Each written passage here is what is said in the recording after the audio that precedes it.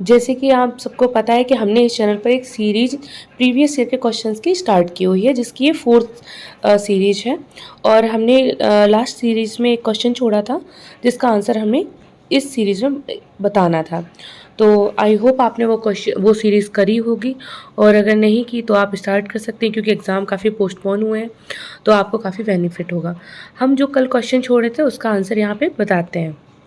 Question है हमारा, निम्नलिखित में से किस एक का यह सुझाव था कि राज्यपाल को उस राज्य के बाहर का एक प्रतिष्ठित व्यक्ति होना चाहिए और उसे एक ऐसा तटस्थ व्यक्ति होना चाहिए जिसके गहन राजनीतिक जुड़ाव न हो या उसने हाल ही के पिछले वर्षों में राजनीति में भाग नहीं लिया हो। तो इसका जो आंसर था हमारा, वो इसका आंसर था ऑप्शन सी, सरकारिया आयोग ने ये लिया था डिसीजन 1983 में। हम अगले अपने आज की सीरीज़ के क्वेश्चन पे स्टार्ट करते हैं, जो 2018 से सारे क्वेश्चंस लिए हुए हैं, पॉलिटी के क्वेश्चंस हैं। तो फर्स्ट उसका क्वेश्चन है हमारा, क्वेश्चन नंबर 1 है, निम्नलिखित कथनों पर विचार करिए। हमारे स्टेटमेंट है और इसमें बताने कौन कौन से करेक्ट हैं। तो हमारा फर्स्ट स्टेटमेंट क्या कह रहा है, पहली लोकसभा में विपक्ष में सबसे बड़ा राजनीतिक दल स्वतंत्र पार्टी था। पहली लोकसभा में विपक्ष में सबसे बड़ा राजनीतिक दल स्वतंत्र पार्टी था। सेकंड स्टेटमेंट है, लोकसभा में नेता प्रतिपक्ष को सर्वप्रथम 1969 मान्यता दी गई थी। थर्ड इसका स्टेटमेंट है, लोकसभा में यदि किसी दल के न्यूनतम 75 सदस्य न हो तो उसके नेता को नेता प्रतिपक्ष के रूप में मान्यता नहीं मिल सकती। तो आपको इसमें बताना है कि कौन सा ऑप्शन करेक्ट है। आपके पास मतलब कौन कौन से जो स्टेटमेंट है वो करेक्ट है बताने हैं। जो ए ऑप्शन है उसमें बताया गया कि ओनली 1 and 3, और बी जो है उसमें only 2, C 2 and 3, D 1, 2 and 3 all correct है। तो इसका जो आंसर है हमारा, इसका आंसर है ऑप्शन नंबर बी। अगर आपको लग रहा हुआ करे कि आपको आंसर आता है तो एक बार आप वीडियो को पॉज करके आप खुद मतलब सोचा करिए, तब देखा करिए कि क्या वो करेक्ट है। हम अगले क्वेश्चन पर आते हैं। अगला हमारा क्वेश्चन है, निम्नलिखित कथनों पर विचार करिए। ये भी स्टेटमेंट बेस्ड है। इसमें पहला स्टेटमेंट है, भारत की संसद किसी कानून विशेष को भारत के संविधान की 9वीं अनुसूची में डाल सकती है। सेकंड स्टेटमेंट है, 9वीं अनुसूची में डाले गए किसी कानून की वैधता का परीक्षण किसी न्यायालय द्वारा नहीं किया जा सकता एवं उसके ऊपर कोई निर्णय भी नहीं लिया जा सकता। आपको बताने हैं कि इसमें कौन से करेक्ट है option. A option only 1, B only 2, C 1 and 2, D ना तो 1 और ना ही 2। तो इसमें आपको बताना है कि कौन सा ऑप्शन करेक्ट है। तो ये हमारा क्वेश्चन नंबर 2 है और इसका आंसर जो है वो है ऑप्शन नंबर 1। ओनली 1 स्टेटमेंट, जो फर्स्ट स्टेटमेंट है वही करेक्ट है। अगले क्वेश्चन पे आते हैं, निम्नलिखित कथनों पर विचार करिए। ये भी स्टेटमेंट बेस्ड है। पहला स्टेटमेंट है, आधार कार्ड का प्रयोग नागरिकता या अधिवास के प्रमाण के रूप में किया जा सकता है।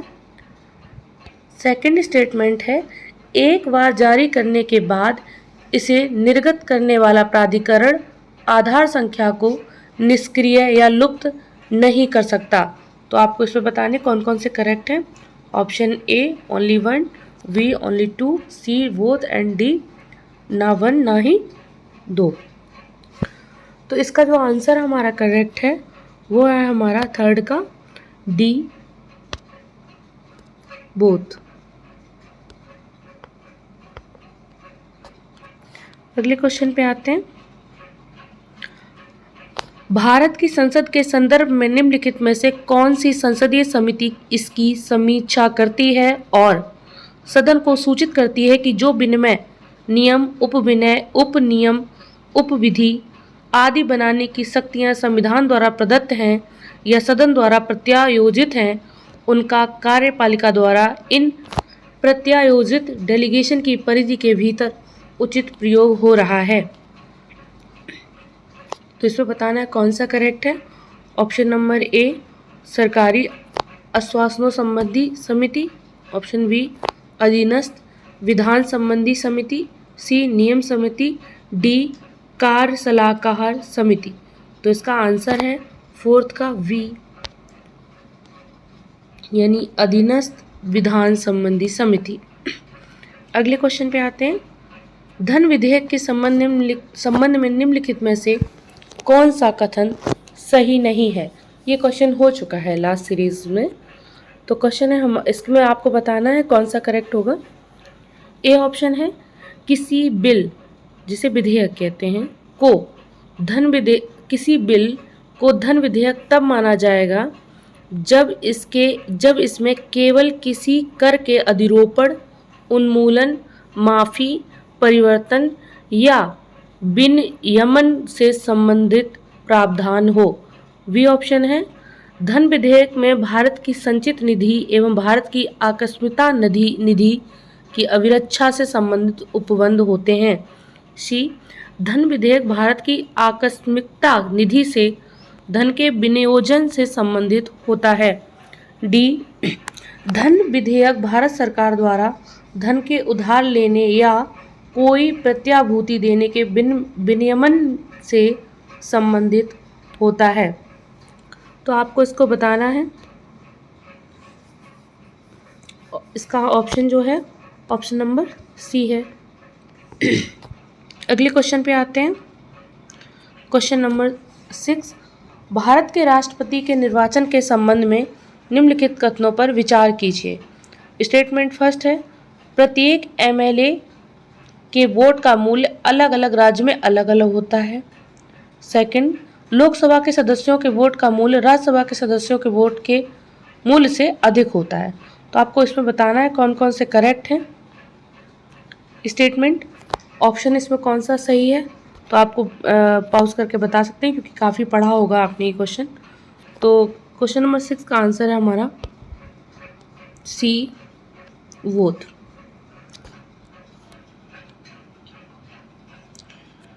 सेवेंथ नंबर क्वेश्चन पे आते हैं। भारतीय शासन अधिनियम 1935 के द्वारा स्थापित संघ में अवशिष्ट शक्तियां किसे दी गई थी? ए संघीय विधानमंडल को, बी गवर्नर जनरल को, सी प्रांतीय विधानमंडल को, डी प्रांतीय राज्यपालों को।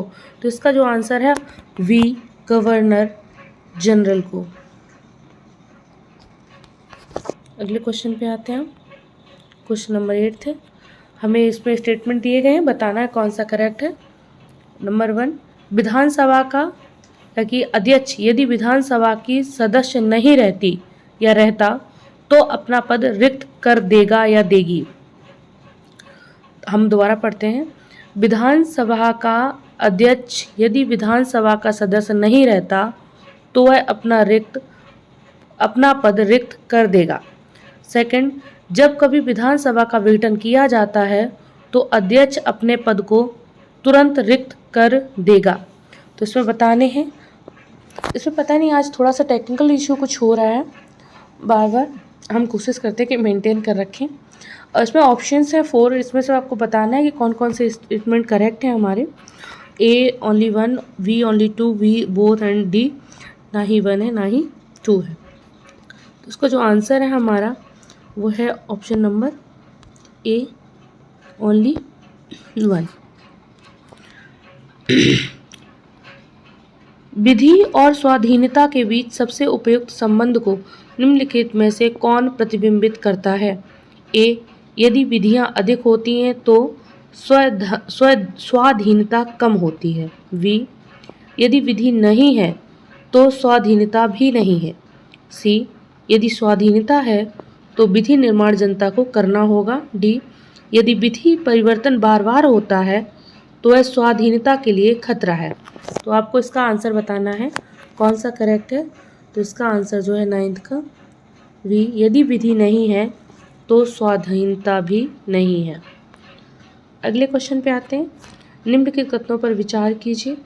स्टेटमेंट है पहला, किसी राज्य के राज्यपाल के विरुद्ध उसकी पदावधि के दौरान किसी न्यायालय में कोई दंडात्मक कार्यवाही संस्थित नहीं की जाएगी।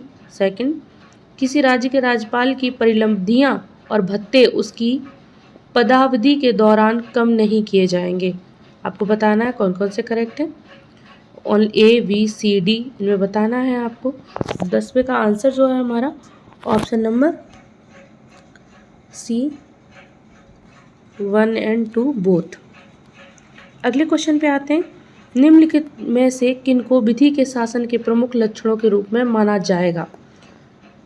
आपको बताना है इनमें जो ऑप्शंस है उनमें किसको विधि के शासन के प्रमुख लक्षणों के रूप में माना जाएगा। 4 में पॉइंट है। पहला पॉइंट है शक्तियों की शक्तियों का परिसीमन। दूसरा पॉइंट है विधि के समझ क्षमता। तीसरा सरकार के प्रति जन उत्तरदायित्व। और चौथा जो पॉइंट है स्वतंत्रता और नागरिक अधिकार। इसमें बताने कौन कौन से हैं या कौन हैं जो विधि के शासन के प्रमुख लक्षणों के रूप में माने जाते हैं। Option number A only 1 and 3, B 2 and 4, C 1, 2 and 4, D 1, 2, 3 and 4। इसका जो आंसर है हमारा 11th का C है 1, 2 and 4। यदि भारत का राष्ट्रपति संविधान के अनुच्छेद 356 अधीन यथा उपबंधित अपनी शक्तियों का किसी विशेष राज्य के संबंध में प्रयोग करता है तो, क्वेश्चन में फिर से पढ़ रहे हैं। यदि भारत का राष्ट्रपति संविधान के अनुच्छेद 356 अधीन यथा उपबंधित अपनी शक्तियों का किसी विशेष राज्य के संबंध में प्रयोग करता हो तो ऑप्शन ए उस राज्य की विधानसभा स्वतः भंग हो जाती है। बी उस राज्य के विधानमंडल की शक्तियां संसद द्वारा या उसके प्राधिकार के अधीन प्रयोज्य होंगी। सी उस राज्य में अनुच्छेद 19 निलंबित हो जाता है। डी राष्ट्रपति उस राज्य से संबंधित विधियां बना सकता है। तो उसका जो आंसर है ऑप्शन नंबर बी, उस राज्य के विधानमंडल की शक्तियां संसद द्वारा या उसके प्राधिकार के अधीन प्रयोज्य होंगी। अगले क्वेश्चन पे आते हैं। फिर से ये मिला जुला ही क्वेश्चन है, सेम बार बार आ रहा है और इसका आंसर आपको हमें कमेंट सेक्शन में बताना है और जो भी इसे बताएगा उसका हम नाम मेंशन करेंगे अगली वीडियो में। और ये क्वेश्चन मैं पढ़ के बोलती हूँ। निजता के अधिकार को जीवन एवं व्यक्तिगत स्वतंत्रता के अधिकार के अंतर्भूत भाग के रूप में संरक्षित किया जाता है। भारत के संविधान में निम्नलिखित में से किससे उपयुक्त कथन सही एवं समुचित ढंग से आर्थित होता है। ए अनुच्छेद 14 एवं संविधान के 42 के संशोधन के अधीन उपबंध।